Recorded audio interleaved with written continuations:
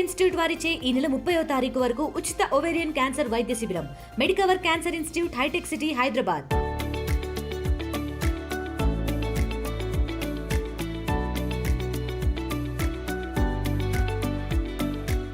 Cancer ఈ వ్యాధి చిన్న పెద్ద అని తేడా లేకుండా ఇప్పుడున్న సమాజంలో ప్రతి ఒక్కరికి కూడా సంక్రమిస్తూ ఉంది.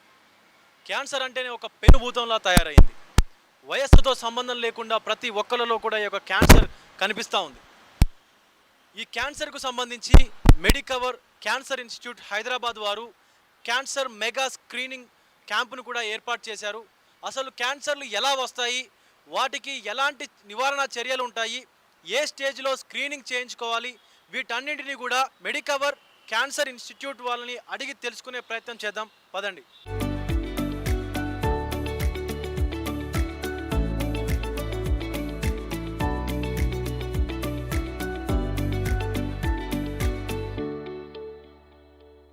ప్రస్తుతం మనం ఉన్నాము మెడికవర్ క్యాన్సర్ ఇన్స్టిట్యూట్లో.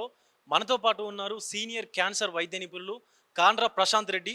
వారిని అడిగి పూర్తి వివరాలు తెలుసుకుందాం. అసలు ఈ క్యాన్సర్లు ఎలా వస్తాయి, వీటికి నివారణలు ఎలా ఉంటాయి, ఏ స్టేజ్లో స్క్రీనింగ్ చేయించుకోవాలనేది. సో ప్రశాంత్ రెడ్డి గారు చెప్పండి, అసలు ఈ క్యాన్సర్లు అనేటివి ఎన్ని రకాలుగా ఉన్నాయి? ఈ క్యాన్సర్ అనేటివి మామూలుగా ఎవరికైనా రావచ్చు అండి. ఏ వయసు వారికి కూడా రావచ్చు. క్యాన్సర్లో రకాలు అంటే ఇది ఏ భాగంకైనా రావచ్చు అనమాట. బాడీలో ఏ కణానికైనా రావచ్చు. సో దాన్ని బట్టి ఏ వయసు వారికి కానీ ఎక్కడైనా రావచ్చు. ఇంకోటి ఏంటంటే ఇది మగవాళ్ళల్లో చూసుకుంటే ముఖ్యంగా ఇది నోట్లో కానీ, నోటి క్యాన్సర్ కానీ, బొగ్గ క్యాన్సర్ కానీ మన భారతదేశంలో చూసుకున్నట్లయితే. ఇది కాకుండా ఊపిరితిత్తుల క్యాన్సర్, ఈసోఫేజియల్ క్యాన్సర్, ఈసోఫేగస్ అంటే తెలుగులో అన్నవాహిని అంటారు, పొట్ట క్యాన్సరు, పేగు క్యాన్సరు, ఇవి చాలా కామన్గా కనిపిస్తాయి మగవారిలో అయితే. అదే ఆడవారిలో అయితే మన భారతదేశంలో ఎక్కువగా రొమ్ము క్యాన్సరు, గర్భసంచి ముఖద్వార క్యాన్సర్, సర్వైకల్ క్యాన్సర్ అని కూడా అంటారు. ఇదే కాకుండా గర్భసంచి క్యాన్సరు, అండాశయ క్యాన్సర్ ఇవి ఎక్కువగా కనిపిస్తాయి. ఇవే కాకుండా కొన్ని రకాలు పిల్లల్లో కూడా కనిపిస్తుంటాయి. అంటే పిల్లలు అంటే 2-3 సంవత్సరాలు వాళ్ళలో కూడా కొన్ని రకాల క్యాన్సర్లు, ముఖ్యంగా ఈ బ్లడ్ క్యాన్సర్స్ అంటారు, మనము ల్యూకేమియాస్ అంటాం కదా, అవి వచ్చే ఛాన్సెస్ ఉంటాయి అనమాట. సో ముఖ్యంగా నేను చెప్పదలుచుకునేది ఏంటంటే ఏ వయసు వారికైనా కూడా ఈ క్యాన్సర్ వచ్చేదానికి ఆస్కారాలు ఉంటుంది. మీరు చెప్పినట్టు చిన్న పిల్లల్లో కూడా వస్తుందని చెప్పారు కదా. అసలు వయసుతో సంబంధం లేకుండా తరచుగా మనం చూస్తుంటాం అక్కడక్కడ క్యాన్సర్ కేసులు అనేటివి.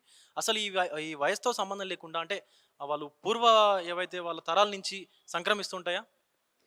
ముఖ్యంగా ఈ వంశపారంపర్యంగా వచ్చే క్యాన్సర్లు చాలా తక్కువ అండి. మోస్ట్ ఆఫ్ ది 90% క్యాన్సర్లు స్పోరాడిక్ క్యాన్సర్స్ అంటారు.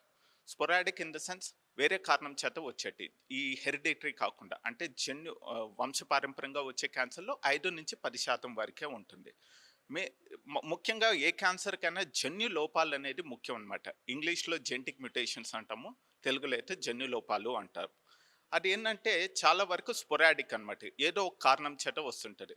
అది స్మోకింగ్ కావచ్చు, కెమికల్స్ కావచ్చు, వైరల్ ఇన్ఫెక్షన్స్ కావచ్చు, ఇట్లాంటి రకరకాల కారణాలు. ఒక 5-10% వరకు వంశపారంపర్యంగా వచ్చే జెనెటిక్ మ్యుటేషన్స్ వల్ల వచ్చే ఛాన్సెస్ ఉంటుందన్నమాట. అసలు ఏ స్టేజ్లో ఈ యొక్క క్యాన్సర్ స్క్రీనింగ్ అనేది చేయించుకుంటే దాన్ని మెరుగైన సత్వరంగా మనం తగ్గించుకోవచ్చు అసలు క్యాన్సర్? ముఖ్యంగా ఇది మంచి క్వశ్చన్ అండి. క్యాన్సర్లో 4 స్టేజెస్ ఉంటాయి, 4 దశలు అంటారు. 1, 2, 3, 4. 1 అంటే చాలా తక్కువ ఉన్నట్టు, 4 అంటే చాలా ఎక్కువ, వెరీ వెరీ అడ్వాన్స్డ్ అన్నట్టు. అంటే ఉన్న క్యాన్సర్ వేరే చోట్ల పాకినట్లయితే 4వ క్యాన్సర్ అంటాం. ముఖ్యంగా ఈ స్క్రీనింగ్ వల్ల ముఖ్య ఉద్దేశం ఏంటంటే కొన్ని క్యాన్సర్ మొదటి దశలో కానీ, లేదంటే కొన్ని సిచ్యువేషన్స్ ఎట్లా ఉంటాయంటే నార్మల్కి క్యాన్సర్కి మధ్య సిచ్యువేషన్ ఉంటుంది అనమాట. అంటే ప్రీ మ్యాలిగ్నెన్సీ అంటారు. అంటే ఫ్యూచర్లో ఆ పుండు ఏదైతే ఉందో క్యాన్సర్గా మారే లక్షణాలు ఉంటుంది. సో ఈ స్క్రీనింగ్ పద్ధతి ద్వారా ఆ ప్రీ మ్యాలిగ్నెంట్ కండిషన్స్ కానీ, లేదంటే మొదటి స్టేజ్లో కానీ ఈ క్యాన్సర్ని గుర్తించడానికి మనం చేసే ప్రక్రియ ఈ స్క్రీనింగ్ ప్రాసెస్ అంటాం. ముఖ్యంగా దీని అడ్వాంటేజ్ ఏంటంటే ఒకవేళ ఆ స్టేజ్లో మొదటి స్టేజ్లో కానీ క్యాన్సర్ గుర్తించినట్లయితే మనకి నయం చేసుకోవడానికి 90-95% ఛాన్సెస్ ఉంటుందండి. మొదటి స్టేజ్లో అయితే యావరేజ్గా 90% వరకు మనము క్యాన్సర్ని పూర్తిగా నయం చేసుకోవడానికి ఛాన్సెస్ ఉంటుంది. ఎప్పుడైతే ఈ స్టేజ్ పెరుగుతూ వస్తుందో మనకి క్యాన్సర్ తగ్గే ఛాన్సెస్ ఏవైతే ఉన్నాయో అవి తగ్గుతూ వస్తాయి. సపోజ్ ఏంటంటే చాలా వరకు క్యాన్సర్‌లో ఒకవేళ 4 స్టేజ్ ఉందనుకోండి, మనకి నయం చేసుకునే ఛాన్సెస్ 20% కన్నా తక్కువ ఉంటాయి. అదే ఫస్ట్ స్టేజ్‌లో అయితే నేను ఇందాక చెప్పినట్టు 90% పైన మనకి క్యూర్ అయ్యేదానికి ఛాన్సెస్ ఉంటుంది. సో, మన స్క్రీనింగ్ ఒక ఉద్దేశ్యము అదే అన్నమాట. ముందుగానే మనం క్యాన్సర్‌ని డిటెక్ట్ చేయడం. యెస్. అంటే ఇప్పుడు చూసుకున్నట్లయితే 10లో కనీసం 2-3కి ఒక క్యాన్సర్ లక్షణాలు కనిపిస్తున్నాయి. ప్రెజెంట్ ఉన్న సిట్యుయేషన్‌లో. అసలు ఈ యొక్క క్యాన్సర్‌లు ప్రబలడానికి ముఖ్య కారణాలు ఏమండి? డెఫినెట్‌గా మన క్యాన్సర్ ఇన్సిడెన్స్ అంటారండి. అదైతే చాలా వరకు పెరుగుతుంది. మన భారతదేశంలో చూసుకున్నట్లయితే 1,00,000 మందికిలో ఒక 100 మందికి ప్రతి ఏటా క్యాన్సర్స్ బారిన పడేదానికి ఛాన్సెస్ ఉంటుంది. ఇది కంపేర్టివ్‌గా ఎక్కువే అన్నమాట. ఇది వరకు కాలంలో చాలా తక్కువ ఉండేది. ఇప్పుడు ఎక్కువ ఉంటుంది. దీనికి ముఖ్యంగా క్యాన్సర్ అనేది లైఫ్ స్టైల్ డిసీజ్ అని అంటారనమాట. ఎందుకంటే ఒకటేంటంటే మన లైఫ్ ఎక్స్‌పెక్టెన్సీ కూడా పెరిగింది. ఇప్పుడు మన యావరేజ్ లైఫ్ స్పాన్ చూసుకుంటే 70 సంవత్సరాలు మన భారతదేశంలో. కొన్ని స్టేట్స్‌లో అయితే అది ఇంకా ఎక్కువ ఉంది. కొన్ని రాష్ట్రాల్లో కొంచెం తక్కువ ఉంది. సో, ఎప్పుడైతే మనకి ఎక్కువ ఎల్డర్లీ పాపులేషన్ ఉంటారో వాళ్ళకి క్యాన్సర్ బారిన పడేదానికి ఛాన్సెస్ ఎక్కువ ఉంటుంది. అదే కాకుండా మనకి ఒక మంచి విషయం ఏంటంటే మనకి ఈ మెడికల్ యాక్సెస్ అనేది ఎక్కువ పెరిగింది. ఇది వరకట్లాగానే టైర్ 1, టైర్ 2, టైర్ 3 సిటీస్, టౌన్‌లలో కూడా మనకి ఈ మెడికల్ యాక్సెస్ అవ్వడం వల్ల మనం డయాగ్నోసిస్ కూడా ఎక్కువ చేసుకుంటున్నాం. అదొకటి. ఇంకోటేంటంటే మన లైఫ్ స్టైల్ చేంజెస్ ఉన్నాయి గదా! అది ముఖ్య కారణం అనమాట. అందరికీ తెలిసిందేంటంటే స్మోకింగు, ఆల్కహాలు. స్మోకింగ్ అంటే టొబాకో మనము సిగరెట్, బీడీ రకంగా పీల్చే టొబాకో ఉంటుంది. లేదంటే గుట్కా రూపంలో ఉంటుంది. ఎవరైతే ఎక్కువ గుట్కా అయి నములుతారో వాళ్ళకి బొగ్గు క్యాన్సర్, నాలుక క్యాన్సర్ ఎక్కువ వస్తది. ఎవరైతే స్మోకింగ్ చేస్తారో వాళ్ళకి ఊపిరితిత్తుల లంగ్ క్యాన్సర్ గానీ, గొంతులో లారింజియల్ క్యాన్సర్స్ గానీ ఇయి ఎక్కువగా వస్తుంటాయి. అదే కాకుండా ఇంకోటేంటంటే మనం చాలా తక్కువ అనుకునేదేంటంటే ఒబేసిటీ. అంటే ఊబకాయం అన్నమాట. అది కూడా ముఖ్యంగా చాలా క్యాన్సర్‌లకు ఒబేసిటీ కూడా కారణం. ఆడవారిలో చూసుకుంటే ఈ రొమ్ము క్యాన్సర్ ఏంటంటే చాలా కామన్ క్యాన్సర్. అది గానీ, గర్భసంచి క్యాన్సర్ గానీ, అండాశయాల క్యాన్సర్ గానీ వీటన్నిటికి ఒబేసిటీ అనేది ఒక కారణం. అట్లాగే మగవాళ్ళలో చూసుకుంటే ప్యాంక్రియాటిక్ క్యాన్సర్ గానీ, కోలానిక్ క్యాన్సర్ అంటే పేగుల క్యాన్సర్ గానీ వీటిల్లో కూడా ఒబేసిటీ ఒక కారణం అన్నమాట. ఇదే కాకుండా డయాబెటిక్ పేషెంట్స్ కూడా క్యాన్సర్ లక్షణాలు క్యాన్సర్ బారిన పడేదానికి ఛాన్సెస్ ఎక్కువ ఉంటుంది. ఇదే కాకుండా viral infection. Human papilloma virus అనేది most common cause of cervical cancer. గర్భసంచి ముఖద్వారపు క్యాన్సర్ హ్యూమన్ పాపిలోమా వైరస్. ఇదే కాకుండా హెపటైటిస్ బి వైరస్ కానీ ఈ వైరల్ ఇన్ఫెక్షన్స్ కూడా ఈ క్యాన్సర్ పెరగడానికి ఒక కారణము. ఇదే కాకుండా ఈ పొల్యూషన్, ఇది అందరికీ తెలిసిందే.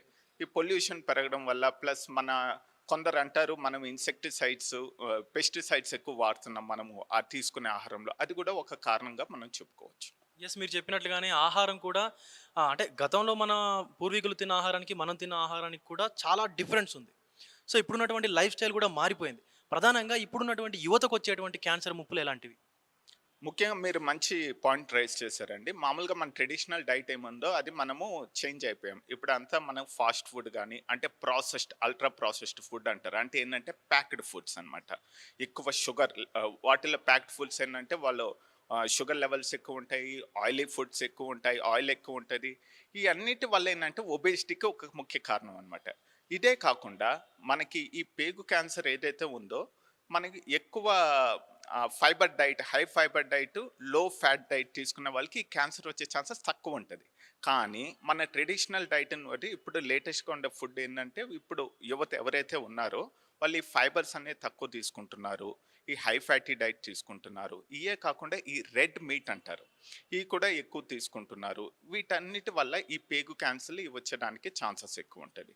ఇది వరకు చెప్పినట్టు ఒబేసిటీ అంటే అది కూడా చాలా రకాల క్యాన్సర్కి ముఖ్య కారణం ఒబేసిటీ. యెస్. అంటే ఏ స్టేజ్‌లో ఈ మన ఆడవాళ్ళలో గాని, అంటే నేటి యువతలో ఆడవాళ్ళలో గాని, మగవాళ్ళలో గాని ఏ స్టేజ్‌లో వాళ్ళని కంట్రోల్ చేయొచ్చు ఈ క్యాన్సర్స్ అనేటి వాటిని? ముఖ్యంగా ఏంటంటే కంట్రోల్ అనే కన్నా మనము అవగాహన అనేది ముఖ్యమండి. అవేర్నెస్ అంటారు కదా. సో మనం ఏంటంటే ఇప్పుడు ఫిబ్రవరిని వరల్డ్ క్యాన్సర్ మంత్గా, అట్లాగే అక్టోబర్ అనేది రొమ్ము క్యాన్సర్ మంత్గా మనము ఫాలో అవుతున్నాం. దీని ముఖ్య కారణం ఏంటంటే ఈ ప్రజల్లో అవగాహన అనేది పెరగడానికి అనమాట. ఏంటంటే ఫస్ట్ ఆఫ్ ఆల్ క్యాన్సర్ రాకుండా ప్రివెన్షన్ చేసుకోవాలి. ఎందుకంటే prevention is better than cure అంటారు. అది రాకుండా ఎట్లా తెలుసుకోవాలి, ఏ ఏ లైఫ్ స్టైల్స్ మనం ఫాలో కావాలి. నేను ఇందాక చెప్పినట్టు యువత ఈ processed food, ultra processed food నుంచి దూరం ఉండడము, బాడీ అంటే రెగ్యులర్గా ఎక్సర్సైజ్ చేయడము, బాడీ బాడీ మాస్ ఇది అంటే బిఎస్ఏ అంటే బాడీ ఈ ఏదైతే ఉందో మా ఐడియల్ బాడీ వెయిట్ మెయింటైన్ చేయడము, ఐడియల్ బాడీ వెయిట్ ఏదైతే ఉందో వాళ్ళకి హైట్కి సంబంధించి అది మెయింటైన్ చేయడము, ఇట్లా చేసినట్లయితే వాళ్ళకి ఈ క్యాన్సర్ వచ్చే ఛాన్సెస్ తక్కువ ఉంటుంది అనమాట. ఇదే కాకుండా ఈ స్క్రీనింగ్ అనేది ఏదైతే ఉందో ఈ 40 సంవత్సరాల ఆడవారు దాటాక మ్యామోగ్రామ్, ఎందుకంటే రొమ్ము క్యాన్సర్ అనేది ఆడవారిలో ముఖ్య క్యాన్సర్, ఇప్పుడు నెంబర్ 1 టైప్ ఆఫ్ క్యాన్సర్. ఆ మ్యామోగ్రామ్ అని కనీసం ఐడియల్గా అయితే సంవత్సరానికి ఒకసారి చేసుకోవాలంటారు, కానీ కనీసం 3 సంవత్సరాలకు ఒకసారన్నా ఆ ఎక్స్రే అనేది చేసుకోవాలి. దీనివల్ల ఏంటంటే మొదటి దశలోనే మనము గుర్తించవచ్చు. ఇదే కాకుండా 30 సంవత్సరాలు దాటిన పిల్లలు ఉన్న మహిళలు అయితే ప్యాప్ స్మియర్ అనేది ఒకటి ఉంటుందండి. ఇది ఎందుకంటే ఈ గర్భసంచి ముఖద్వారపు క్యాన్సర్ని ముందుగానే కనుగొనవచ్చు అనమాట. ఇది చాలా సింపుల్ టెస్ట్, ఓపీ ప్రొసీజరు, 5 నిమిషాలు పడుతుంది. ఇది కూడా కనీసం 3 సంవత్సరాలకు ఒకసారి చేసుకోవాలి. ఇది ముఖ్యంగా వీటి అవగాహన అనేది ఎక్కువ ఉండాలి. ఇంకోటి ఏంటంటే ముఖ్యంగా ఈ నేను చెప్పదలుచుకుంది ఏంటంటే, ఎవరి ఫ్యామిలీలో అయితే వాళ్ళ ఫస్ట్ డిగ్రీ రిలేటివ్స్ అంటారు, అంటే గ్రాండ్ పేరెంట్స్ కానీ, మదర్ కానీ, సిస్టర్ కానీ, వీళ్ళు ఫస్ట్ డిగ్రీ రిలేటివ్స్ కింద వస్తారు. వాళ్ళ ఫ్యామిలీలో ఎక్కువ మంది క్యాన్సర్ ఉన్నట్లయితే వాళ్ళు కొంచెం జాగ్రత్తగా ఉండాలి. వాళ్ళు ముందుగానే ఈ స్క్రీనింగ్ ప్రొసీజర్స్ ఏవైతే ఉన్నాయో, ఎవరికైతే రొమ్ము క్యాన్సర్ ఫ్యామిలీ హిస్టరీ బాగా బలంగా ఉందో వాళ్ళు 30 సంవత్సరాల నుంచి జాగ్రత్తగా స్క్రీనింగ్ ప్రొసీజర్స్ చేసుకుంటుండాలి. ఇంకోటి ఇదేంటంటే ఈ రొమ్ము క్యాన్సర్కి ఇంకోటి ఏంటంటే బ్రెస్ట్ సెల్ఫ్ ఎగ్జామినేషన్ అంటాం. ప్రతి నెల వాళ్ళ రొమ్ముని వాళ్ళు పరీక్ష చేసుకుంటుండాలి, రెగ్యులర్గా డాక్టర్ గారిని సంప్రదిస్తుండాలి. సో వీళ్ళు ఏంటంటే ఫ్యామిలీ హిస్టరీ ఉండాలి, ఇంకొంచెం జాగ్రత్తగా ఉండాలని నేను తెలియజేస్తున్నాను. ఎస్, అంటే మీరు మీ మెడికవర్ క్యాన్సర్ ఇన్స్టిట్యూట్ నుంచి క్యాన్సర్కు సంబంధించినటువంటి ఎలాంటి ట్రీట్మెంట్స్ అవైలబుల్లో ఉన్నాయి మీ దగ్గర? మన మెడికవర్ క్యాన్సర్ ఇన్స్టిట్యూట్లో అన్ని రకాల ట్రీట్మెంట్స్ ఉన్నాయండి. క్యాన్సర్కి ముఖ్యంగా 3 రకాల ట్రీట్మెంట్లు ఉంటాయి: రేడియేషను, సర్జరీ మరియు కీమోథెరపీ. మనం ఈ రేడియేషన్ పరంగా చూసుకున్నట్లయితే మన దగ్గర అడ్వాన్స్ టెక్నిక్స్ ఉన్నాయండి. Advance techniques in the sense, ఇది పాత రోజుల్లో ఈ రేడియేషన్ ట్రీట్మెంట్ అనగానే కరెంటు ట్రీట్మెంట్ అని భయపడేవాళ్ళు, కానీ అట్లాంటిది ఏమి ఉండదు. ఇప్పుడున్న టెక్నిక్స్ వల్ల ఏంటంటే సైడ్ ఎఫెక్ట్స్ చాలా తక్కువగా ఉంటుంది అనమాట. అంటే ఎక్కడైతే క్యాన్సర్ ఉందో కన్ఫర్మల్గా ఆ భాగం వరకే మనము రేడియేషన్ ఇవ్వడం జరుగుతుంది. చుట్టూ ఉన్న స్ట్రక్చర్స్, నార్మల్ స్ట్రక్చర్స్ ఏవైతే ఉన్నాయో వాటికి ఈ రేడియేషన్